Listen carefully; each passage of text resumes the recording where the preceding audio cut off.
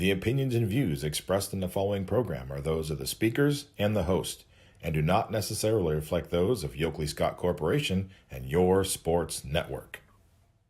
Yeah, I've been closer to Jesus before, so can you help me out? Oh, can you help me out? Am I on my own? Am I on my own? Or can you help me out? Am I on my own? Am I on my own? Or can you help me out? Can you help me out? I've been scared to look in my soul.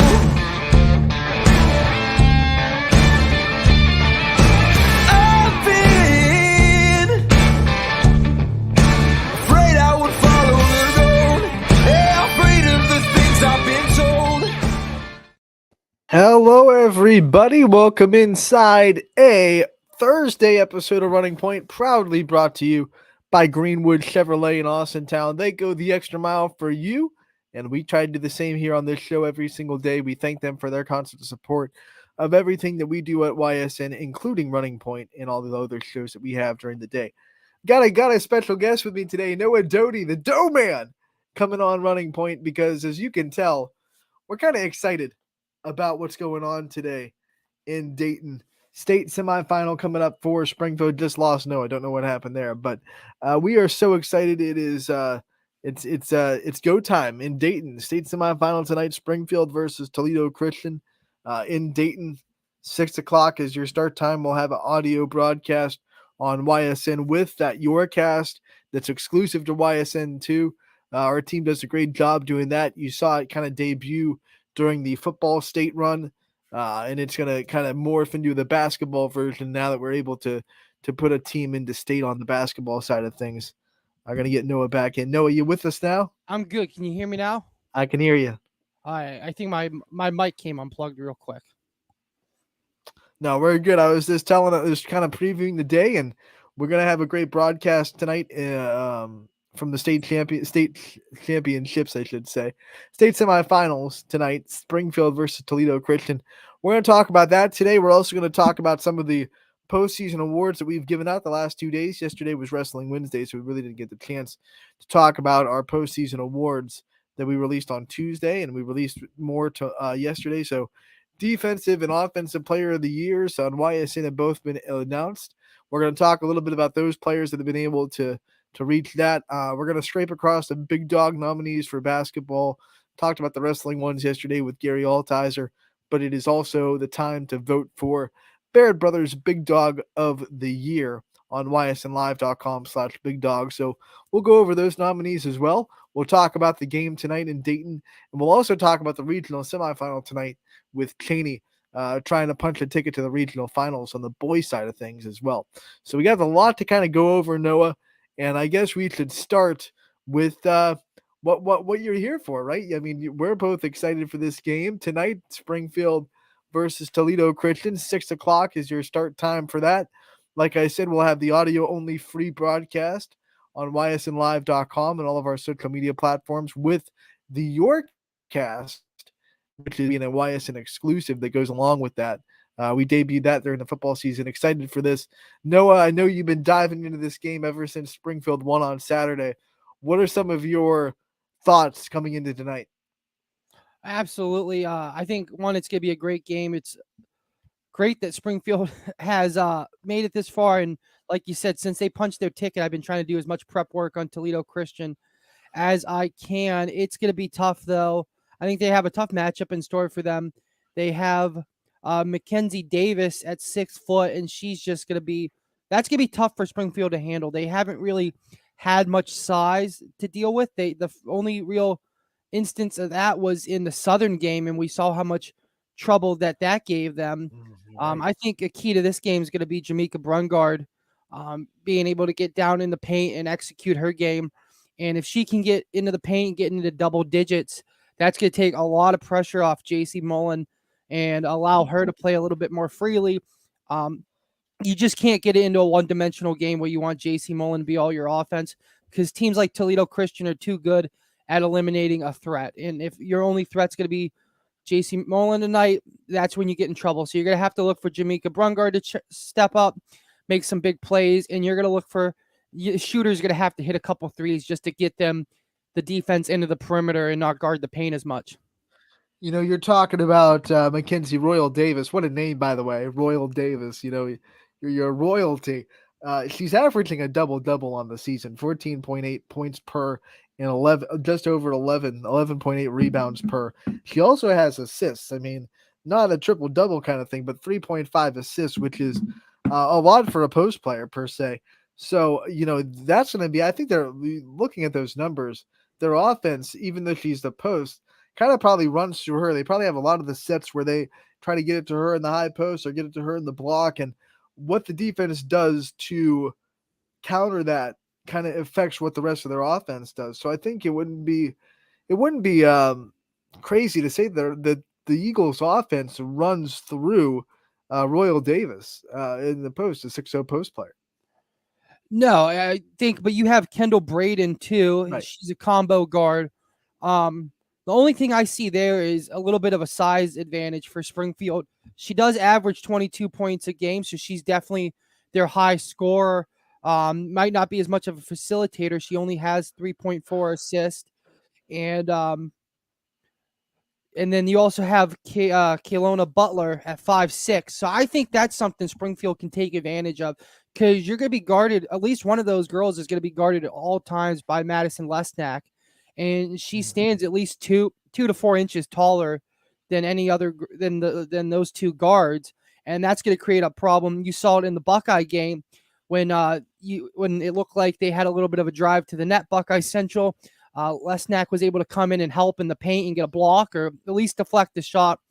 And I think that if they can get some pressure on those guards, let those guards think they have a free run into the paint, and Lesnack can come in and kind of patrol the lanes, that's going to be a tough matchup for Toledo Christian to work around.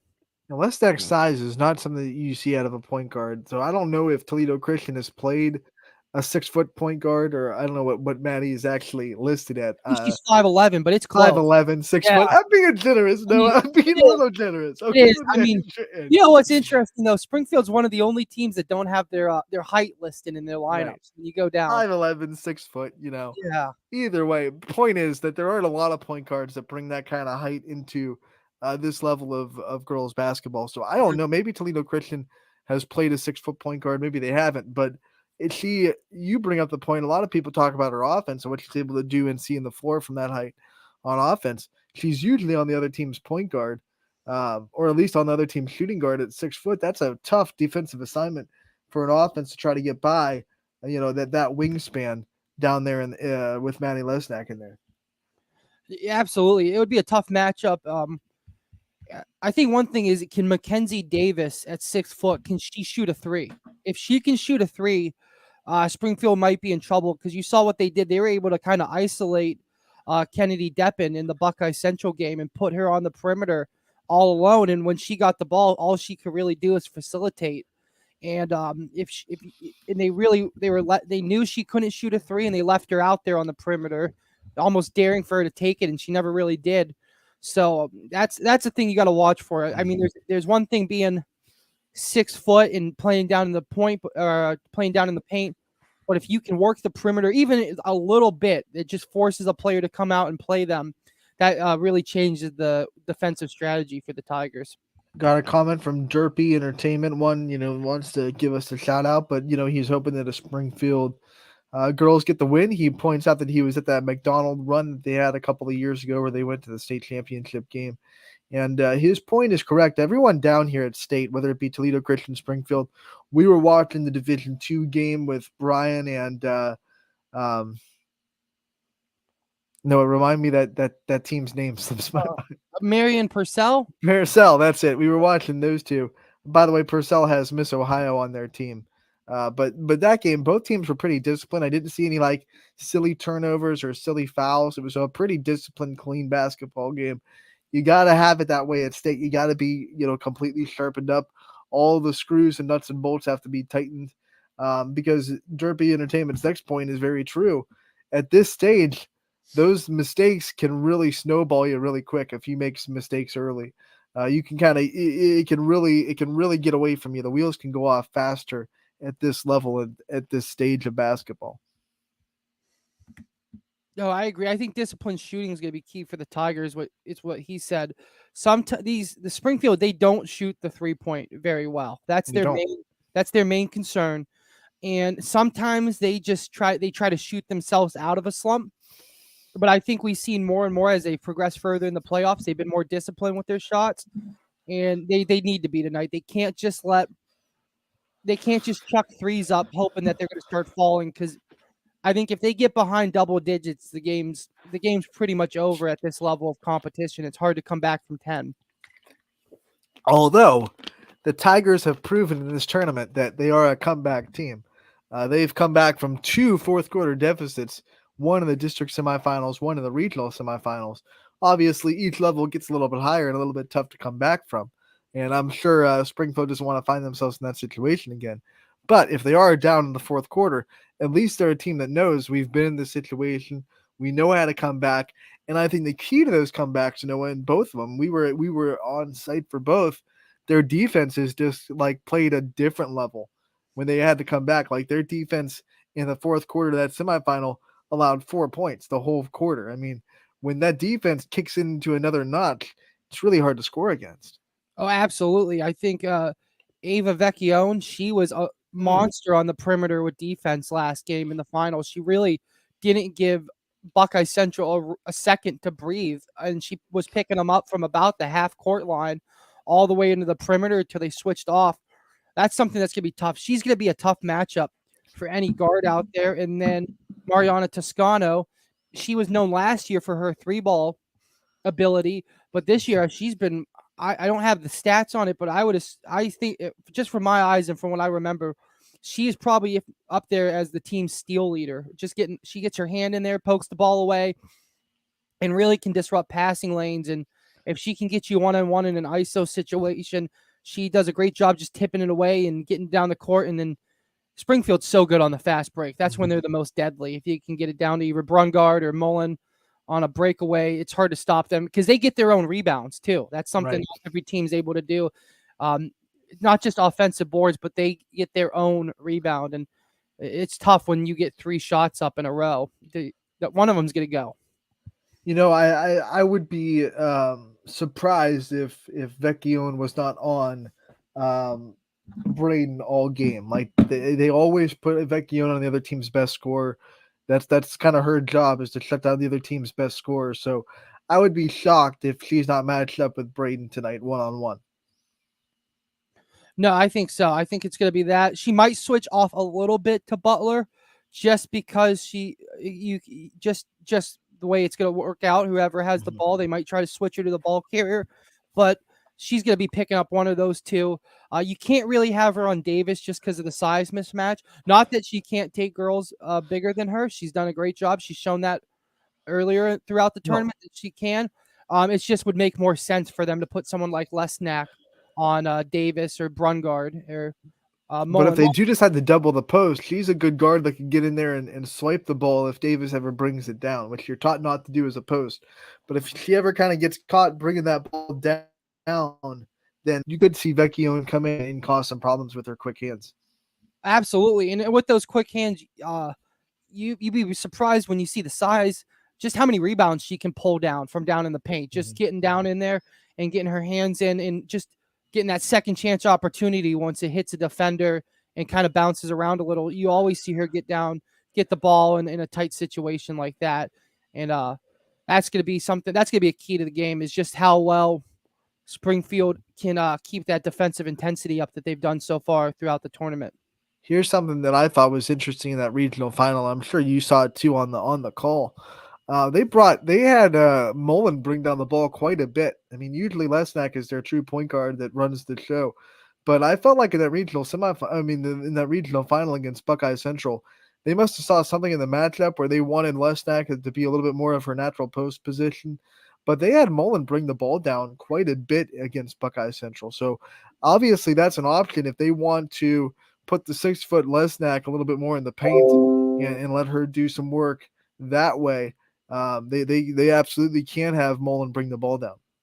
No, I think that is an option. I think you have 3 ball handlers that you can go to. Obviously, Lesnack's your first option. JC Mullen, you saw they started to deflect to her, but I think Ava Vecchione, she can run the point too if you really want to put some girls in the paint. Now, Springfield won't do that most of this game, if I had to guess, just because if you give Vecchione the ball on the perimeter, you're clogging the paint too much with 3. Basically, they play 3 forwards down there with Brungard, Lesnack, and Mullen. So you Right. just want to be able to spread the court a little bit. So they usually have Vecchione kind of on the wing waiting to facilitate a pass. But no, I think it'll be interesting. It just kind of Coach Matisse, he's done a great job playing each game differently this playoff run. And he saw something that showed to him that Mullen needs to carry the ball down the court, and it worked out well. And you see it with who he decides to go to off the bench when he subs. So he switches usually between Kerrigan, Mullen, and Kendall Mon, but it just in those situations, you never know which girl he's going to go with. A good point here in the comments. Springfield really does well with those little mid-range jump shots. If those start falling for them, I know we talked about how they struggle from 3. They do not struggle from the mid-range. So if they can start hitting those little 15-footers from the corner of the key, that can be really, really good for their offense. Absolutely. Anything free throw line and closer to the basket, Mullen is just lethal from there if you let her get going. And Lesnack too. And it's just one of those things. You just gotta keep them. You just gotta find a little bit of room. Mullen doesn't take much room to get a shot off, and so if you can find her a little bit of room in the mid range, that would be perfect. I think they just need to stay away from the threes as much as possible. So the question now in the comments is about once again we talked about McDonald's run a couple years ago. They ran into a buzzsaw in Fort Laramie in the championship game. And the question from the comments is there any other team like that in the bracket right now that is just like head and shoulders above everybody else? I don't think so. You look at this state tournament and across all divisions, Noah, 7 out of 16 teams this year are making their first trip to state, including these 2 that we're talking about. Toledo Christian, never been there before. Springfield, never been there before. So both these 2 teams are making their first trip to state. There's a lot of new blood in the state tournament this year down there in Dayton. Yeah, I was looking at Toledo Christian. They are 22-4, 10-0 in conference. But when you look at their playoff games, they won 43-21, which is a great win in the regional finals, but that's still a low-scoring game. It's not like they went out and put accelerated running clock or anything on that. They won their regional semifinal game by 14. They won the district final game by 2, and they won not only, but their biggest win was a tie for the 14-point win in the district semifinals. Mm-hmm. So they're a great team. They can score. They've gotten into the 50s throughout the playoffs. They can score the ball. They play tight defense, but you're not seeing them like some teams you see where they're winning by 35 points right in the district final game. And that's not a knock on Toledo Christian. I think they're going to be a great team, and they're going to play a really tough game against Springfield. It's just saying I think this is kind of an even bracket. I think this is a chance where any of these 4 teams have a chance of winning it this year. And if we take a minute to look at the other side of the state bracket in Division 4 real quick, I'll pull it up, Noah, while we're talking about it. But I don't see anyone that I think is going to be like a world beater per se. Obviously, when you get into state, everyone's good. No takeaways there. Like when you get into state, we know you're good at basketball. You're there for a reason. But looking at the other side of the bracket real quick for state, the other semifinal is going to be Tri-Village, New Madison Tri-Village, and Berlin Highland. Now, Highland, when you hear that name, you think, oh, geez, they're a powerhouse. They have been, but they're not what they were back in, a couple of years ago when they were winning 5 straight state championships and they were just this unbelievable juggernaut. They're still a really good team, but they're not exactly what they were a couple of years ago when they were in that run with Coach Slaybaugh, where they were just winning like it was their job. They were a machine. You couldn't keep them out of the state tournament to save their life. they're not that team anymore. Not to say they're not a great team, but they're not like the Kings of the Castle. No, and you look at Tri Village, which who they play, and they're 28-0 on the season. So you look at 28-0, you're like, okay. And then you look at their first 3 playoff games, they win in the 70s, and 71-29 was their smallest margin of victory in their first 3 games. But then you look at the regionals, they take on Marion Local, that was a 12-point game, and they take on Fort Loramie, and that's a 2-point game. Right. They So won that. They avoided a buzzer beater to beat Fort Laramie, who was brought up earlier as a team that beat McDonald out of the state championship a couple of years ago. So Tri Village is a team that's kind of tried to beat Fort Laramie a couple of years. They've been knocking at the door. They're in now. Berlin Highland, they're always kind of in the mix.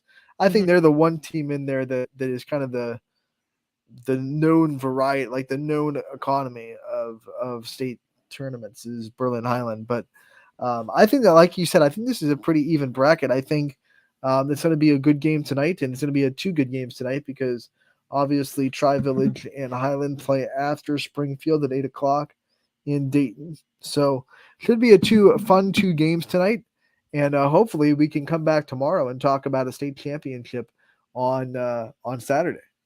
absolutely, that's the hope. They got 2 more wins, and Coach Matisse, I saw he was quoted saying that we got 2 more. Why not? Why not? I mean, McDonald went down there and dominated in their state semifinal game. Don't forget that. They a couple of years ago they went down there and they were not phased by the stage at all. That was their first trip as a not as a program, but as that unit. So it's going to be fun. Ty Bartell, good question, Ty. How's the team's demeanor this week in preparation for this game? Can't really speak on my experience. Obviously, I haven't been with the team, but I did talk to Coach Matisse a couple of days ago in his coach's corner, which you can find on our website. And he was, pretty calm, cool, and collected. He felt like they were trying to keep everything as normal as possible, not get out of their routine in any way, shape, or form. The girls seemed loose. They celebrated that win for a couple of days, and then they got right back to work and knew there was still work to be done. I think they understand that they're not just one of those teams that's, oh, we're happy to be there at state. They want to go down, they want to win state now. That's what they want to do. They're focused on that. And they're not just happy to be there. Some teams fall into the trap if it's their first ever trip to state where oh, this is so cool. But I don't think Springfield's fallen into that trap at all. No, and they can't afford to be. You have Lesnack, you have in Mullen. This is their last shot. They're seniors.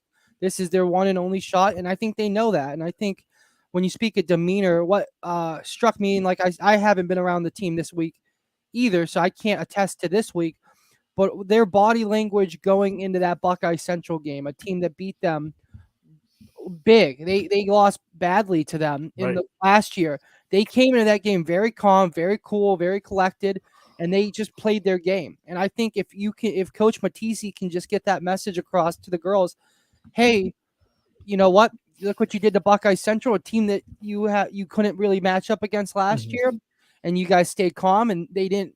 Even the start of that second half, it looked like it was going downhill when they hit that little step back 3 for the second 3 in a row. But those girls never blinked once. They just kept it going, and if they can keep that same level-headed approach, I think they'll be in a good mindset going into the game tonight.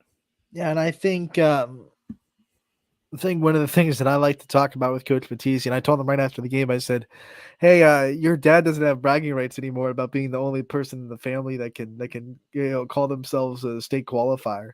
But joking aside, he has someone that he can call anytime, any day, anytime, any day, and ask for advice about what it's like to be in the state championship, because his dad was in this same spot 2 years ago with McDonald.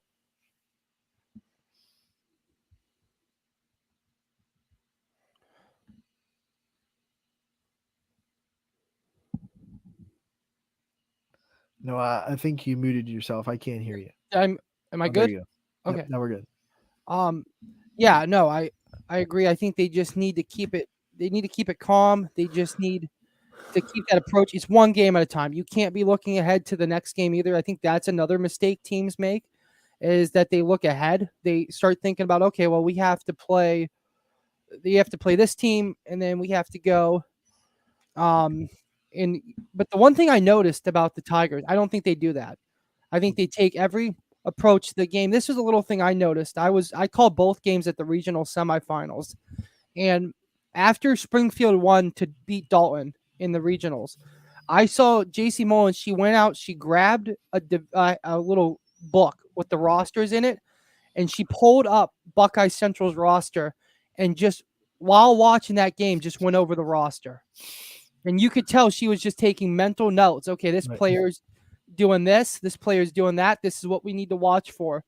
And I think that's something that it just speaks that they weren't looking ahead to Buckeye Central. They're like, oh, we have to play them again if we win. And I don't think they're going to do it again at States. I think they're going to take the task at hand of Toledo Christian. And then if they have the privilege of moving on, they look at Tri-Hill or Berlin Highland. Another comment from Derpy Entertainment, is you have to stay in the moment. And that is so true. You can't be focused on what's ahead or what's behind. You gotta on what you're doing right now. That's not just in basketball, but that's in life and everything. So, good comment there from them. Once again, the state semifinal will be on YSN Live tonight. It'll be a free audio only broadcast, and it will be accompanied by your cast, which is exclusively going to be on YSN. It debuted during the football season. It did so well there, and people were a fan of it. So we're bringing it back for this state run, and hopefully we can have two of them, because hopefully we can get a win tonight and put it back up on Saturday for a state championship game for Springfield. Yeah, absolutely. And hopefully we'll have a couple more next week with Archbishop Hoban and Cheney. Right. Hoban's one win away. Cheney's 2 wins away. We're going to talk about them, and we're going to talk about postseason awards and Big Dog nominees. When we get back, we're going to break on Running Point by Greenwood Chevrolet in Austintown. See you in a minute. When looking for home design inspiration, don't just be inspired, be Baird inspired. Whether new or remodeling, Baird Brothers has the latest trends like shiplap to refresh your home. Go from inspiration to installation with our wide selection of in-stock American hardwoods. From the rustic charm of antique oak to the warmth of traditional cherry, Baird Brothers has what you need to make your home inspiring. Baird Brothers, our family's heritage, your family's home. Quality, customer service, and integrity. Those are the 4 words that have driven our success since 1957 at Joe Dickey Electric. Joe Dickey Electric is one Mahoning Valley landmark business that stays current with the requirements of our customers. Family owned and managed, we are an electrical contractor and energy solutions provider. Every member of our team adds to his or her skill set through ongoing training. Residential, commercial, industrial, automotive, and more. We keep ahead of the needs of our customers with a fleet of more than 50 vehicles and 24/7 emergency service, so you're never left in the dark. WRS Wealth Advisors, the area's premier wealth and retirement specialists. Located on South Avenue in Boardman. Your teams work hard and give it all they've got. Well, so does ours, because 21 Sports and YSN give you extra effort when covering local sports. 21 Sports and YSN, winning coverage of our Valley's teams. Hi, I want to tell you about my Trish Yearwood home collection available at Sheely's Furniture. With 2 locations serving Ohio and Pennsylvania, Sheely's is one of the country's top sellers of my home collection. And the best part? At Sheely's, you never have to wait for a sale. They offer everyday low pricing as well as a price match guarantee, so you can shop the Trish Yearwood home collection with confidence. Come see my collection with something to offer for every room in your home and get it all with free local delivery, only at Sheely's Furniture. Welcome back to Running Point on ysnlive.com, brought to you, as always, by Greenwood Chevrolet in Austintown. Anthony Hartwig alongside Noah Doty. Let's talk about some of our postseason awards that we've announced in the last couple of days. We were unable to kind of give them their attention yesterday because it was Wrestling Wednesdays with Gary Altizer. But first, let's go back on the Tuesday night. We awarded our Defensive Players of the Year For the girls, it was Cami Rome from Salem. And for the boys, it was Jaden Payne from Ursuline. Obviously, defense wins championships. And when you look at Cami Rome, she is named SWATzilla for a reason at Salem. She has been nicknamed SWATzilla by us at YSN. She's, I think, the YSN leader in shot blocking. As far as the stats that we were able to get a hold of when we did our research, shot blocking, no one does it better than Cami Rome. And also, when you watch her, Noah, and I don't know if you've had a chance to watch any of Salem's games this year on YSN at all, but not only does she block shots, but she does it like efficiently. She doesn't foul a lot. I think she's fouled out of maybe 1 or 2 games this year total. So she does it cleanly. She has her timing down. Her fundamentals and shot blocking are flawless. And she's just really hard to get past. It's one of the reasons why Salem averaged giving up less than 30 points a game this season. They had a great rim protector in Cami Rome, and she is named the 2023 Girls Defensive Player of the Year.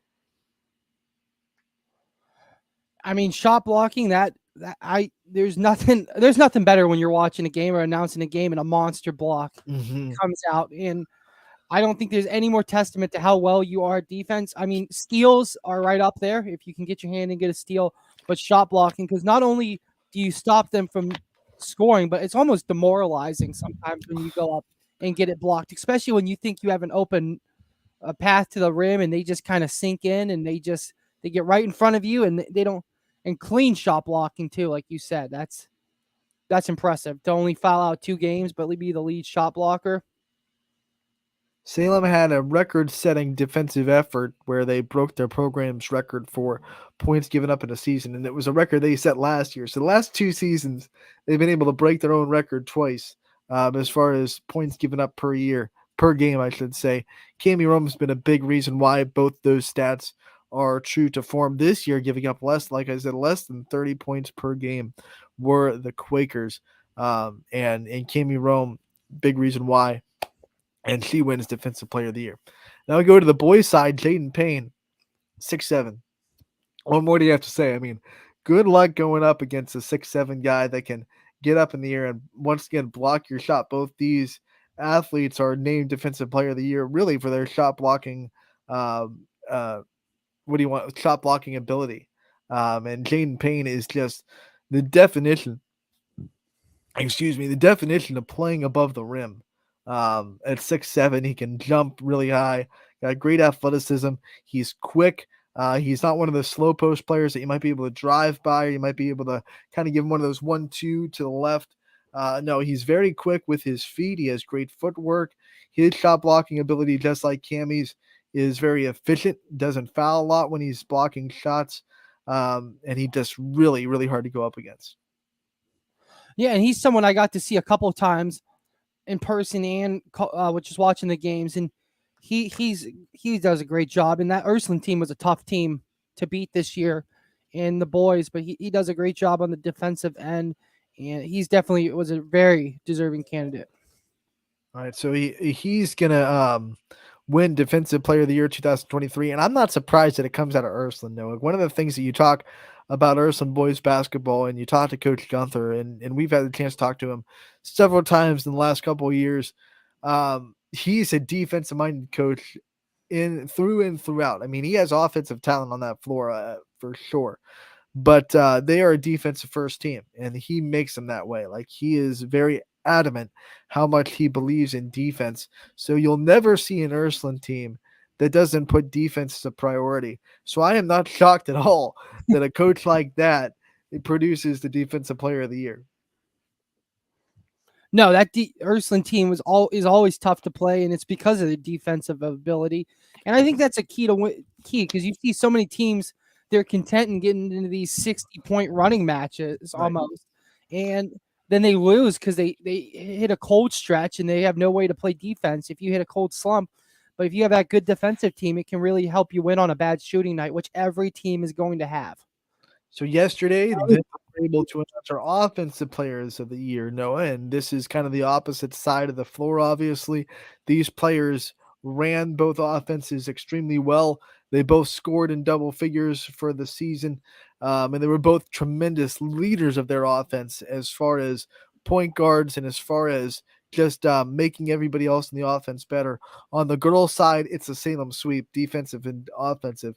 Abby Davidson from Salem lead with a 15.4 per game scoring average, also averaging 3 assists per game as well. So you can take that and say that she's responsible for at least, if those 3 assists are 2-point field goals, she's responsible for at the least 21 points per game with those stats. And she shoots 45% from the floor, 75% from the free throw line. So when all those stats kind of add up, it was really hard to go past Abby Davidson. But one of the things that brought her even further up, because there were a lot of people in this conversation, though. I mean, you look at girls basketball, the offensive side, there are a lot of really good scorers this year. Sophia Hook, Laura McCoy, JC. Then you have, on the other side of the MVAC, Brooke Shantz averages double figures. So there are a lot of really good scores. Casey Kanicki broke her program record in scoring. But when you look at just the way Abby runs the offense as a leader and some of the intangibles that she brings to the floor as an offensive leader, I think that was one of the things that pushed her a little bit above and made her kind of one of the ones that stood out as Offensive Player of the Year.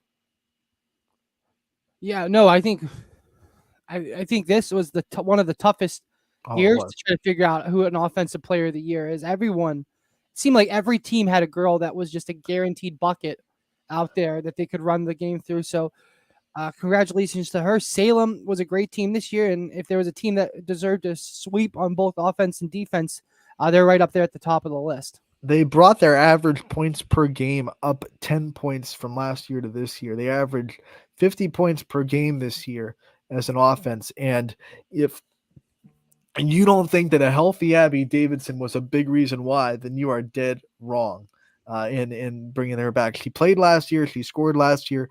But she was coming off that knee injury from soccer. She wasn't 100% last year, 100% this year. And the differences that you could see with a healthy Abby Davidson on the floor were just astronomical for this Salem basketball team.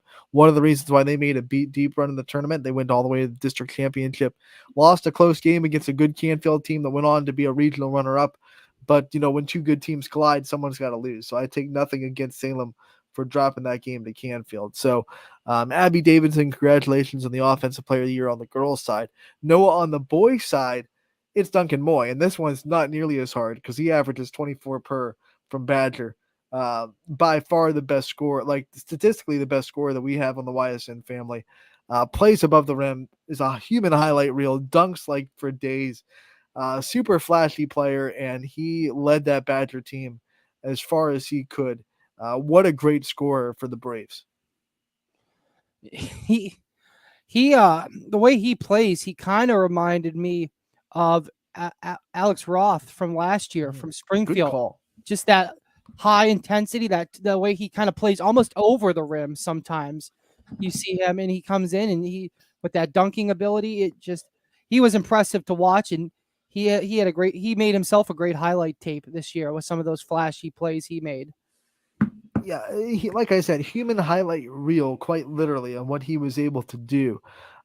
Great basketball player, but again, a leader. I think one of the things that we like to look for in these Offensive Player of the Year is that can you go past the stats? How much better do you make your teammates? How much better do you make your team?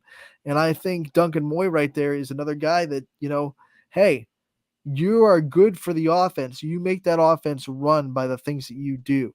So I think that's one of the reasons why, he kind of also shines pretty bright.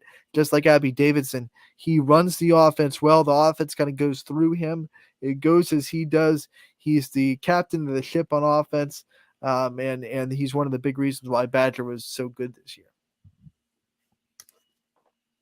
Yeah, and that's tough to do when you're at that size, is to run an offense. You don't see that very often. And the way he could, that's just impressive, and definitely a great pick for Offensive Player of the Year. I can't really think of many that put together that many highlights that he did this season. All right, that means, Noah, we are transitioning right into today's announcement, which is the Player of the Year, the MVP of the season in YSN. And today we're going to announce these on the show. We're going to go actually, they were announced on social media about a minute ago. So you can find them on our social media account if you want to spoil yourselves. but we're gonna announce them here as well. We'll start with the girls like we have. Here is your 2023 YSN Most Valuable Player.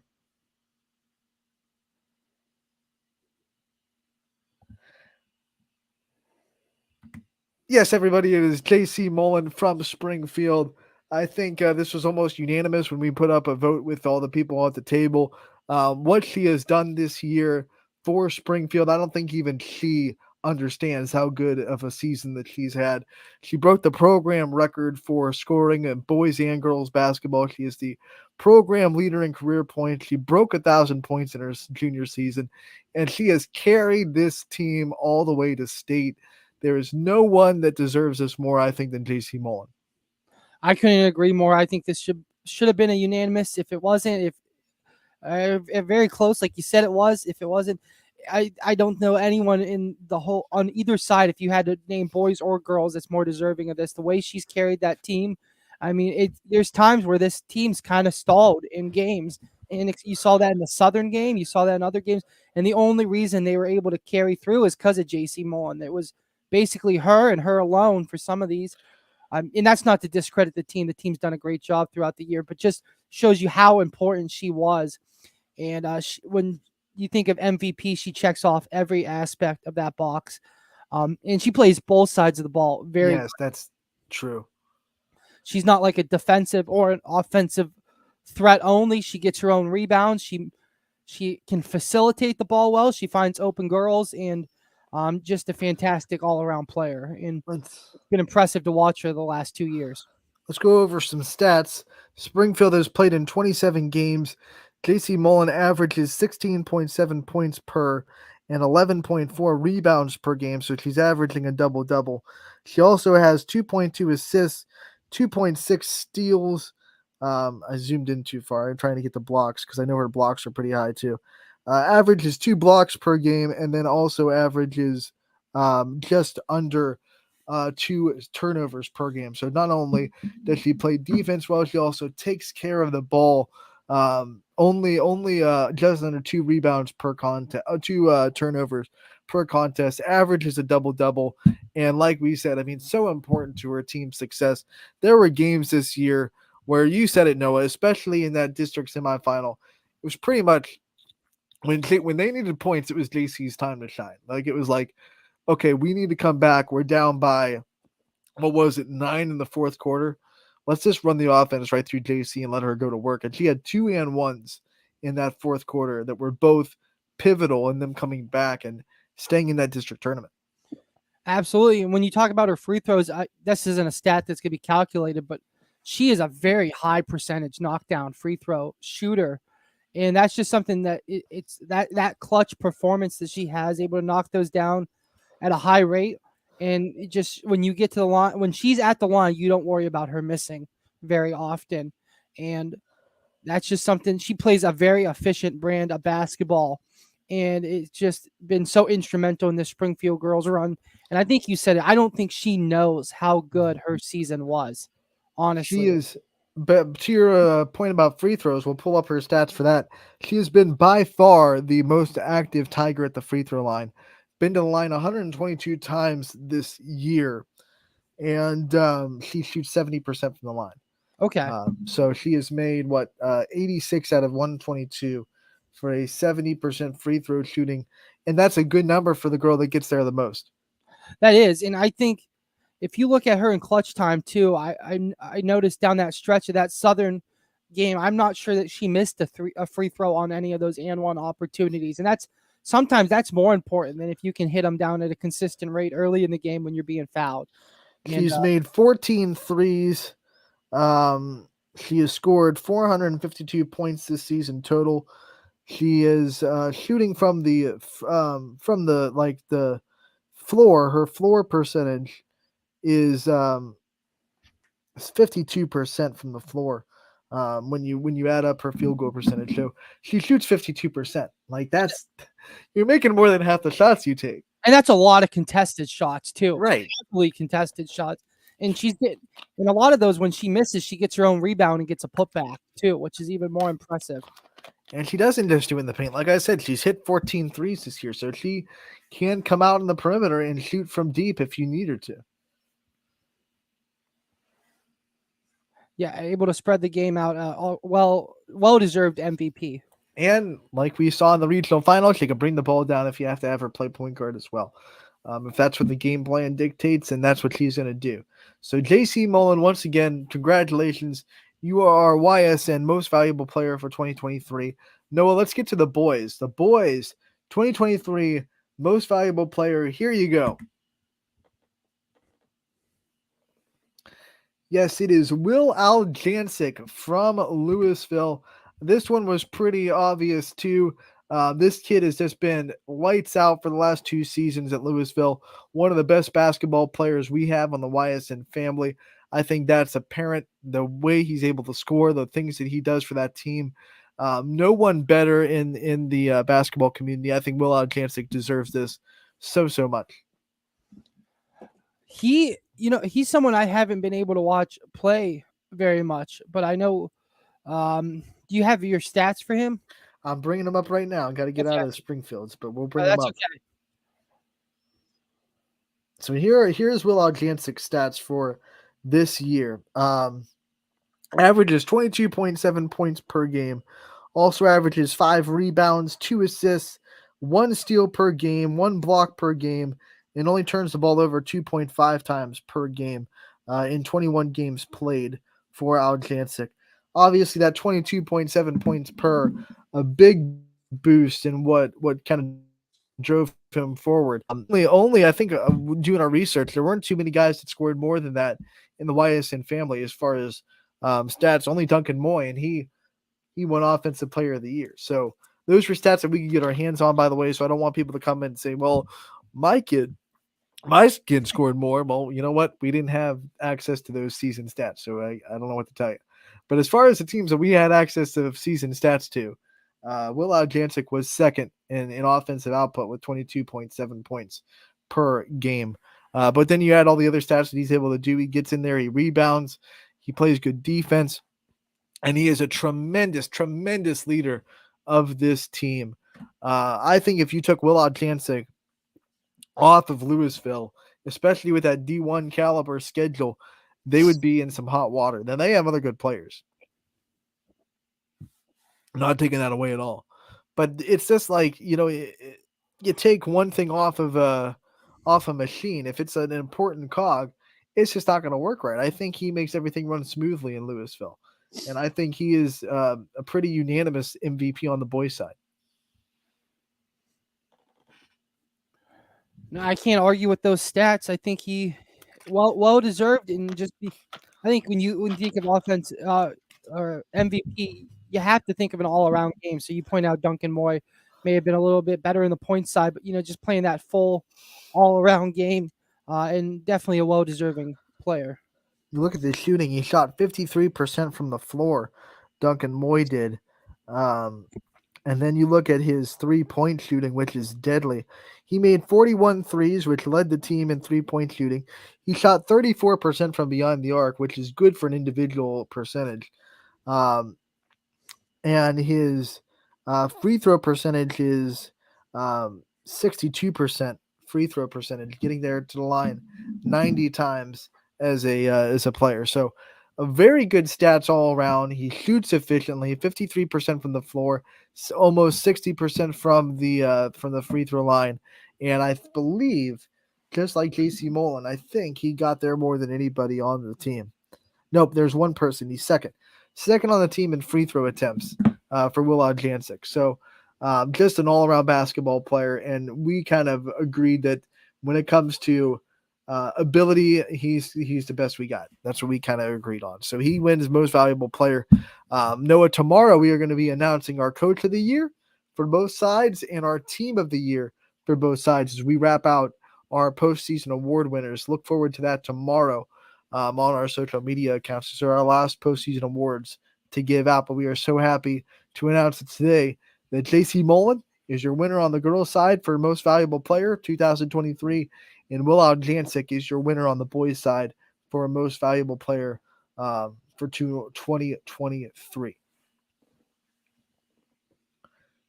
Now, Noah, before we get out of here, I want to quickly bring up the big dog nominees for the semifinals. We talked about wrestling yesterday, but I want to give a shout out to the players that are on the basketball side of things. These are the semifinals for Big Dog of the Year.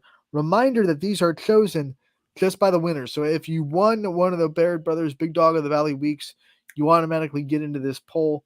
So there are 2 semifinal polls for girls, 2 for boys.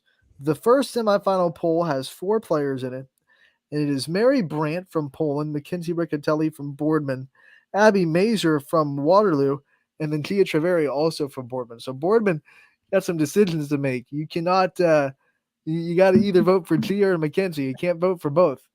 And that's interesting to see 2 Spartans in one poll. No, that's tough.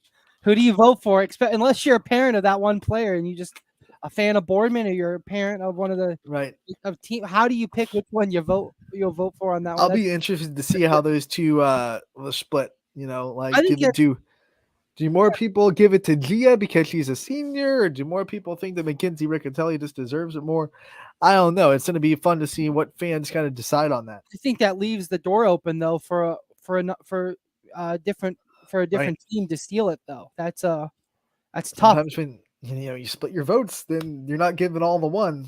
That's very true. And that's a testament to just how good the girls team for Boardman was, that you have 2 players that were big dog nominees that can make it that far. And one of the things about these polls also is they're all winners. So all of these teams and communities have already proven that they can go out and vote. So they're all together. So the votes are high, and you have to really show up if you want your player get out of the semifinal round and get into the championship. The other semifinal poll for girls, 3 players on this one. It is Ellie Venenzia from Columbiana, Peyton Robert from Beaver Local. Excuse me. Casey Kanicki from Edgewood are the 3 in that semifinal as well. Casey Kanicki won it, and she is one of the players that was in discussions for those postseason awards, hands down. She, like JC Mullen, broke her program's all-time scoring record. She had a great season, so she's up on that poll. And then Columbiana and Beaver Local both getting a nod as well. A couple of Southern coverage map, I guess you could say, teams in Columbiana County. Yeah, I think Columbiana, they surprised me with how good of a team they put out this year for the girls. So young. Yeah.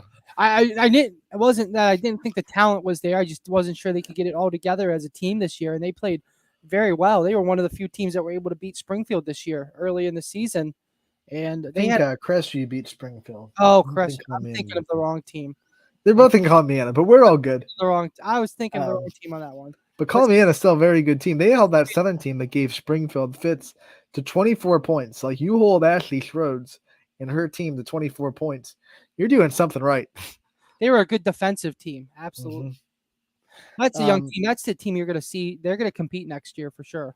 Yep. And that EOAC next year, going to be interesting to see what Columbiana can do. They'll try to knock off the 2-time EOAC champions in United next year. On the boys' side, our first semifinal poll with 4 players looks like this. Duncan Moy from Badger. We have 2 Crestview players, James Best and Kirkland Miller. They won back-to-back weeks. Crestview had a hot streak going during the regular season, so they're going to have to split their votes as well. And then we have Mateo Fortuna from Brookfield in that semifinal poll as well. That Mateo Fortuna, that guy, he's a monster out there. I did their first round of the playoffs against Southeast, and he was just a monster. He helped that team. They started off a little slow against Southeast, came out and won by a large margin, but most of that slow start was Nolan Voigt, thanks to his efforts in the first half of that game. Brookfield had 3 players that were just so impressive this year. And they're sporting now 2 1,000-point scorers in Isaiah Jones and Donovan Pawlowski. But don't forget about Fortuna down there doing some work as well for the Warriors. They were a very good basketball team. Lost to South Range on a buzzer beater in the district semifinal. So they were that close to punching the ticket to the championship and trying to give their best shot to Lutheran East. The other semifinal poll, 3 players in this one. It is Ryan Romai from Jackson Milton, Drew Galt from Heartland Christian, and Luke Rowan from South Range. Luke Rowan hit 7 3-pointers in that loss to Lutheran East that South Range had to close the season. There's a stretch of games, Noah, 3 games in the week. There was a week stretch of games where Luke Rowan hit 17 threes in the week in 3 games. When he's hot, he can shoot the lights out. That's just 17 threes is incredible. In let alone in 3 games. Let alone in 3 games. Some people don't have 17 threes in the whole season. No, that's great. That Luke Romai, he was someone I got to watch a couple times this year. He's a great player with the ball too. Very well deserving. I didn't get to go down to Heartland Christian this year. I got to see them a couple times last year, but I remember him from last year, and he's a big impact for that team. Definitely, that's always candidates. In the comment, that's always the talking point with Springfield. They're homegrown. They don't have an open enrollment, but they've still been able to put out a lot of talent in different sports. So, shout out to that on the comment section. But those are your Baird Brothers Big Dog of the Year semifinalists on both sides. Voting is unlimited. You can go out there and vote as much as your fingers and your heart's desire until Sunday at midnight. ysnlive.com/Big Dogs is where you can find it. Proudly brought to you by Baird Brothers. One last thing before we get out of here, Noah, we have to talk about the other game that is happening tonight in Canton at the Canton Memorial Civic Center. Buckdell will take on Cheney in the regional semifinals. Jamie Thompson and David Williams will have the call. A lot of people, I think, on the outside of the program and outside of the people that support Cheney, not giving them a lot of a chance, but I'm looking at this game thinking, why not? They both play almost the same style of basketball. They're both going to try to, impose the same kind of will on each other. I think Cheney has a pretty good chance if they're the ones that do it a little bit better tonight. I don't see anything in the Buckdell film that tells me that they're a big mismatch for Cheney. No, I don't think so either. I think Cheney's done a great job down the stretch, and they played a very physical game. And I don't like the term, I don't like anything. And when you get down to these regionals and stuff, I don't like anybody thinking that they're this huge favorite. I mean, there's always, of course, a buzzsaw that you have to run into here and there. But I think it's not like it's a best of 7 series. It's not even a best of 3. It's a 1-game, 1-night matchup. And if Cheney can start out physical and impose their will, they have a good shot of making it onto the finals. No, I got two words for you for a Cheney victory. Jason Hewlett. Dude's a dog, man. Dude is a dog. I love watching that kid play basketball. He is so good. I know a lot of people raved about him on the football field, which rightfully so. He's a great football player. But man, if you haven't had a chance to watch Hewlett play basketball, you are missing out. That kid is he's a bucket magnet is what he is. Yeah, no, I think good luck to the Cowboys tonight. I think they have a great shot of moving on. I don't think it's going to be a big of a mismatch as people are thinking. Hey, a lot of people didn't think Hoban had much of a chance against St. Ed's, and look how that worked out for him. So we're hoping to get another team in the regional finals. We had 2 girls teams in regional finals, so hopefully we can have 2 boys teams in regional finals as well, and we could do this whole Dayton Palooza next week as well as this week. We have the girls this week, and then obviously the boys state tournament back in Dayton next weekend as well. We're hoping that we can get at least one team down there to the boys state tournament. We'll find out this weekend. So Cheney versus Buckdell tonight. That tip-off is going to be 6 o'clock. That one is still pay-per-view because we will have video. So there will be a video stream of that one from Canton, and it will be $9.99. Gets you access to that one. The girls state semifinal between Springfield and Toledo Christian, also at 6 o'clock. That one will be audio only and free to you guys, featuring the Yourcast exclusively on YSN. So big night of basketball tonight. That'll do it for today's episode of Running Point, brought to you by Greenwood Chevrolet in Austintown. Anthony Hartwig, Noah Doty signing off. Enjoy the games tonight, and we'll be back tomorrow to talk about how our teams did in the regional semifinals and the state semifinals. See you tomorrow, everybody, from 1 to 2